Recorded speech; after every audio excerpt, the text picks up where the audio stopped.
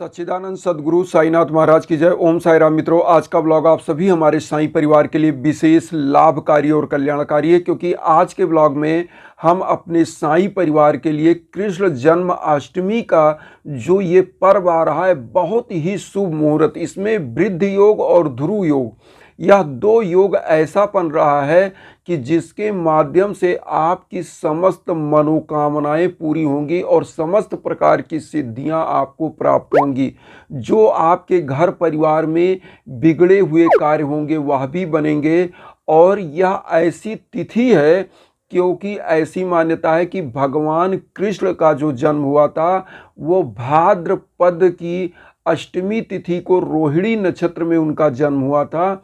इसलिए इस दिन जो वृद्धि योग पड़ रहा है और ध्रुव योग, इसके द्वारा जो आपका दुर्लभ कार्य होगा, जो जीवन में आपको नहीं कोई चीज़ प्राप्त हो रहा है, घर में किसी प्रकार की बाधा है, धन लक्ष्मी किसी भी प्रकार की कमी है, तो इस उपाय को करेंगे निश्चित रूप से कल्याण होगा। क्योंकि अब की बार जो कृष्ण जन्माष्टमी है, जैसे रक्षाबंधन का त्यौहार आप लोगों ने देखा कि 2 दिन मनाया गया, इसी प्रकार से कृष्ण जन्माष्टमी का जो है 18 अगस्त और 19 अगस्त, यह 2 दिन में लोगों में संशय है। तो मैं सबसे पहले आप लोगों को यह बताना चाहूँगा कि यह जो कृष्ण जन्माष्टमी मनाया जाएगा, जो गृहस्थ लोग हैं वो 18 को मनाएंगे, क्योंकि कृष्ण भगवान का जो जन्म हुआ था वह रोहिणी नक्षत्र में भाद्रपद में अष्टमी तिथि को हुआ था और 12 बजे रात्रि में हुआ था।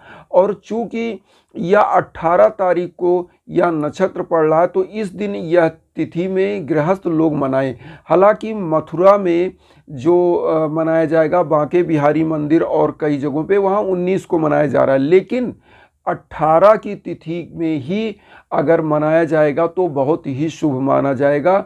और मनाने को तो लोग 19 को भी मनाएंगे, लेकिन 18 की तिथि बहुत ही शुभ है, तो 18 की तिथि में कृष्ण जन्माष्टमी मनाना है।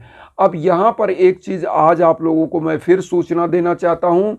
बहुत ही दिव्य हवन होने के बाद हमारे एक बहुत ही अच्छे साईं परिवार के लोग, जिनका आज मुझे न्यूज़ मिला है छत्तीसगढ़ से, जिनके यहाँ पुत्र रत्न की प्राप्ति हुई है, और इस हवन के द्वारा तो मैं पहले तो उन परिवार को बधाई देता हूँ जिनके यहाँ ये जो पुत्र रत्न की प्राप्ति हुई। 8 सालों से शादी के बाद आज तक उनके घर में किलकारियाँ नहीं गूंजी, और प्रभु साईं बाबा की कृपा से उनके घर में जो दिव्य हवन मेरे द्वारा हुआ उससे उनका कल्याण हुआ। तो आप सभी लोगों के लिए मैं बार बार यह सूचना देता रहता हूं, जब भी मुझे खुशियां मिलती हैं मैं आप तक सेलिब्रेट करता हूं, और ये भी बताता रहता हूं कि कोई भी हमारे बंधु बांधव जो भी साईं परिवार के लोग हैं, अगर हवन कराना चाहते हैं तो वह आप जो है मुझे इंस्टाग्राम के लिंक पर संपर्क करें। वीडियो में मैं लिंक दे रहा हूं बार बार, तो वहां पर देख लें, उस लिंक पर आप मुझसे कांटेक्ट करें। तो आइए सबसे पहले इस उपाय को जानें। तो आप लोगों ने जान लिया कि कृष्ण जन्माष्टमी 18 अगस्त को मनाना है, और अब आपको मैं बताऊं कि इसमें करना क्या है उपाय। देखिए, कृष्ण जन्माष्टमी की जो तिथि है, अब की बार इस समय में 2 नक्षत्र, 2 ऐसे योग पड़ रहे हैं, वृद्धि योग और ध्रुव योग। वृद्धि योग इसलिए आप सभी हमारे बंधु बांधव माताओं बहनों के लिए बहुत ही कल्याणकारी है कि जिनके घर में कर्जे हो गए हैं, जिनके बिजनेस में घाटा लग रहा है, जिनके युवा बच्चे सफल नहीं हो पा रहे, तो वृद्धि योग ऐसी मानता है, भगवान कृष्ण की पत्नी रुक्मिणी देवी जी जो थी वो लक्ष्मी का अवतार थी, और भगवान कृष्ण साक्षात भगवान विष्णु के अवतार थे। तो जब कृष्ण भगवान की उपाय किए जाएंगे तो माँ वैभव लक्ष्मी प्रसन्न होंगी, क्योंकि रुक्मिणी देवी वो लक्ष्मी की स्वरूपा थी।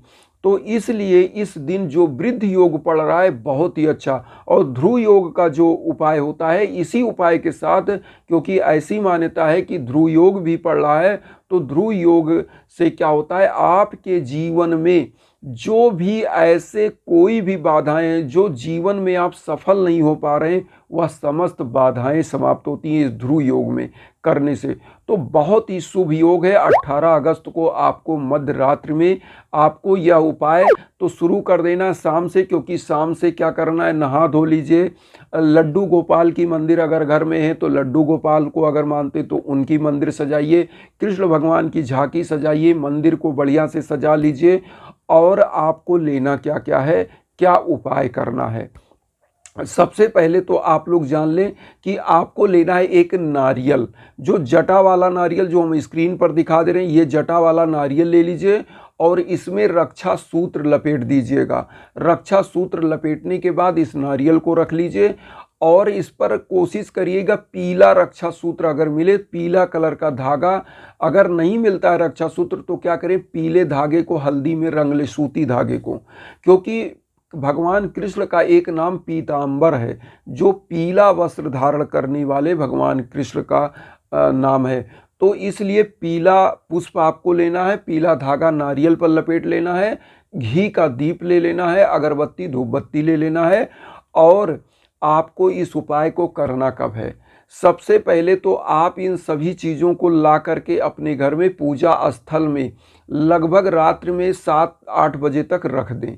और जब 12 बज जाएगा, उस समय जब भगवान कृष्ण का जन्म होता है, उस समय कोशिश करिएगा कि एक कटोरी खीर बनवा के घर में से शुद्ध रख लीजिएगा।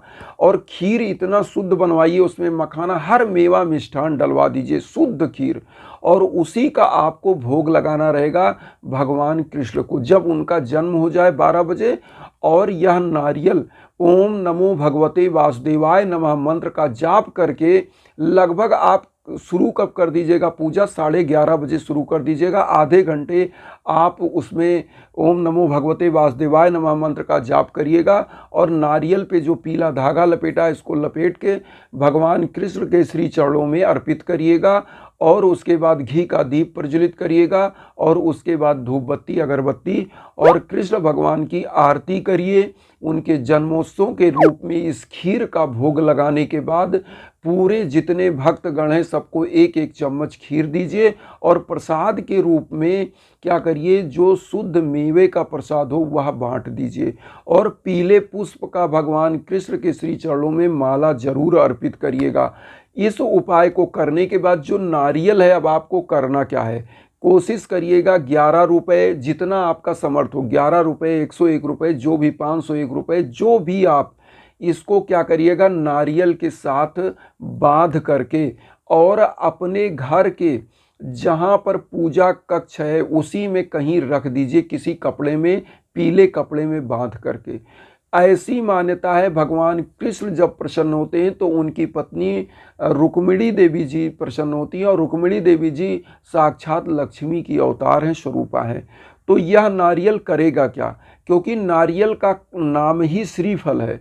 तो नारियल एक तो आपके घर में जो युवा बच्चे हैं जिनका रोजगार नहीं लग रहा है उनका रोजगार होगा, जिनके बिजनेस में घाटा लग रहा है उनका बिजनेस बढ़िया चलेगा, और जिनके परिवार में नौकरी लोग कर रहे हैं अगर उनमें प्रमोशन नहीं हो तो प्रमोशन होगा। क्योंकि यह नारियल लक्ष्मी को लाने के लिए एकदम चुंबक की तरह कार्य करेगा और लक्ष्मी के हर साधन को आपके घर में लाएगा। माँ लक्ष्मी आपके घर में साक्षात पधारेंगी। तो इस उपाय को करने से ये हो गया। और दूसरा, इस नारियल को जहाँ रखा जाता है, ऐसी मान्यता है कि इस नारियल को रखने मात्र से आपके घर की नकारात्मक ऊर्जा दूर हो जाती है। और इसके ऊपर जो रक्षा सूत्र बचता है पीले कलर का, तो यह गुरु का प्रतीक भी होता है। भगवान साईं बाबा भी खुश होते हैं, आपके गुरु भी प्रसन्न होते हैं।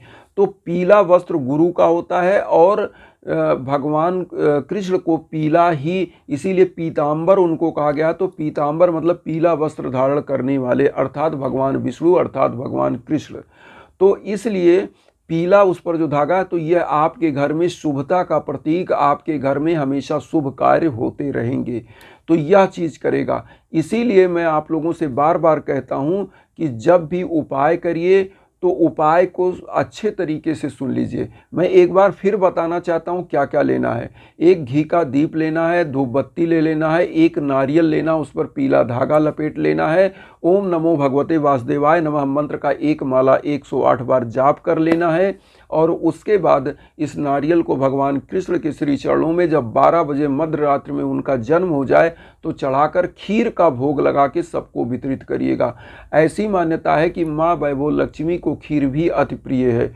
तो जब खीर बंटता है पूरे परिवार में और कृष्ण भगवान के जन्मोत्सव के रूप में उसका प्रसाद बांटते हैं और सूखे मेवे का प्रसाद बांटिएगा तो भगवान कृष्ण अति प्रसन्न होते हैं और आपकी ये कृष्ण जन्माष्टमी में जो वृद्धि योग पड़ रहा है समस्त समृद्धि में वृद्धि करेगा, समस्त प्रकार की आपकी खुशियों में वृद्धि करेगा, आपके घर में धन लक्ष्मी की वृद्धि करेगा।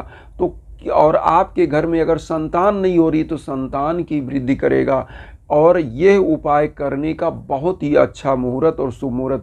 और उन माताओं बहनों को, उन बंधु बांधवों को एक चीज़ और सूचना मैं देना चाहूँगा हवन के बारे में कि जो भी इस शुभ योग में अगर चाहते हैं कि उनके लिए हवन हो, उनके लिए पूजन हो, तो बहुत ही अच्छा मुहूर्त चल रहा है इस समय। कृष्ण जन्माष्टमी तक तो बहुत ही अच्छा मुहूर्त है। आप चाहें तो अपना संकल्प दे सकते हैं, आपके लिए हवन होगा, आपके घर की बाधाएं समाप्त होंगी, आपके घर में किलकारियां गूंजेंगी। अगर संतान नहीं हो रही है तो आपके घर के बच्चे बंधु बांधव सफल होंगे, जो भी असफल हैं, और घर में सकारात्मक ऊर्जा आएगी, हर बाधा समाप्त होगी। तो बहुत ही अच्छा मुहूर्त है। आप सभी लोग इंस्टाग्राम पर ज़रूर कांटेक्ट करें और उन सभी बंधु बांधवों से यही निवेदन करेंगे कि ये छोटे छोटे उपाय ज़रूर करें, इससे सकारात्मक ऊर्जा भी आती है। और बड़े उपाय के लिए हवन ज़रूर कराएं। घर में कोई कष्ट हो, कोई बाधा हो, किसी भी प्रकार की नकारात्मक ऊर्जा लगे, नकारात्मकता हो, तो हवन ज़रूर कराना चाहिए। तो इन्हीं बंधु बांधवों के सभी लोगों को मैं यही कहूँगा कि जिस प्रकार से वसुधैव कुटुंबकम की हम भावना लेकर चल रहे हैं उसमें आप अपना आशीर्वाद चैनल को सब्सक्राइब करके दीजिए और उन साईं भक्तों तक वीडियो को जरूर शेयर करिए जो किन्हीं कारणों से कष्ट में, दुख में। इन्हीं भावना के साथ ओम साई राम।